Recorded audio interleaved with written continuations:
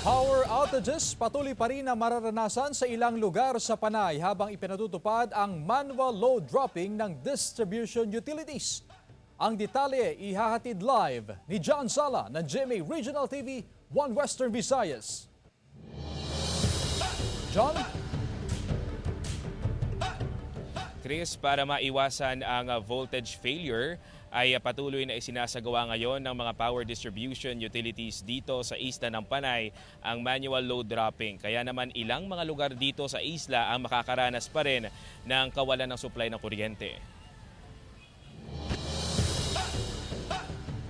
Paunti-unti pa rin ang pagbalik operasyon ng ilang power plant na pumalya dahilan upang maapektuhan ang buong isla ng Panay noong Martes ng hapon.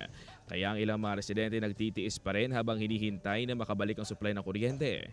Kami nagpinulaw gid ka pamaypay sa amon kabataan.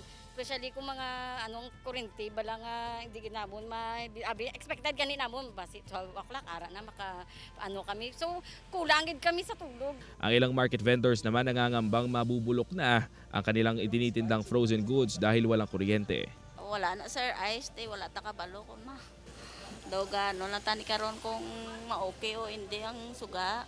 So far may ara pa man siya ice, malamig-lamigan lang. Ayon sa chairman ng Iloilo Economic Development Foundation Incorporated o ILED, malaking epekto sa negosyo at komersyo dahil sa power outage. Apektuhan man ang aton ng mga internet kag telecommunication, so apektado gid ang pagpadalagan naton sa aton kada isang negosyo.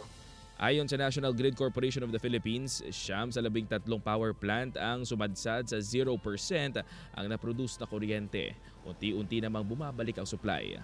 Minamatch natin yung i-restore na consumption or load dun sa pumapasok ng generation. We are being very conservative and really preserving the transmission system so that yung repeated voltage failure hindi mangyari. Ayon sa NGCP noong Martes ng tanghali, nagka-issue sa boiler feed pump ng Unit 1 ng isang planta ng Panay Energy Development Corporation o PEDC, ng Palm Concepcion Power Corporation at isa pang unit ng PEDC. Damay na ang buong Western Visayas. So right now, the information is the initiating event was the sudden emergency shutdown of PEDC 1 at 83 megawatts. Almost zero generation output na for Panay Island. Pero transmission lang ng kuryente ang hawak ng NGCP, hindi produksyon nito. Ilang transmission ang nagiging issue. There of course transmission solutions, there are also generation solutions. If you don't have power in the island, there is nothing to push and there's nothing to push with.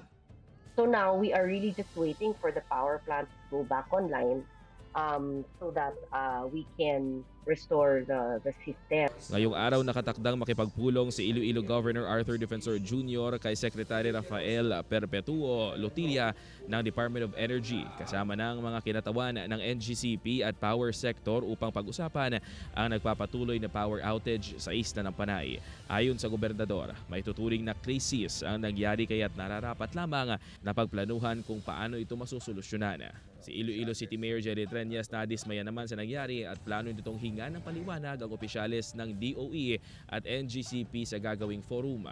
So, hulat ko kay Gob isang link, no? Kay tinag-schedule sa balas ang Zoom meeting. Tapos ang DOE, ang ERC, ang NGCP, mga governors. So, maulat na lang ko sa nasong forum. Samantalang muling sinuspindi ang klase sa lahat ng antas ngayong araw sa Iloilo City sa pangambang maapektuhan pa din ang pag-aaral ng mga estudyante dahil sa hindi established supply ng kuryente. Chris, latest update mula sa More Power dito sa Iloilo City ay nasa 66.29% na ng service area nito ang merong supply ng kuryente o 51.17 megawatts. At patuloy pa rin ngayon ang rotational loading ng mga power distribution utilities. Chris? Maraming salamat, John Sala ng GMA Regional TV 1 Western Visayas.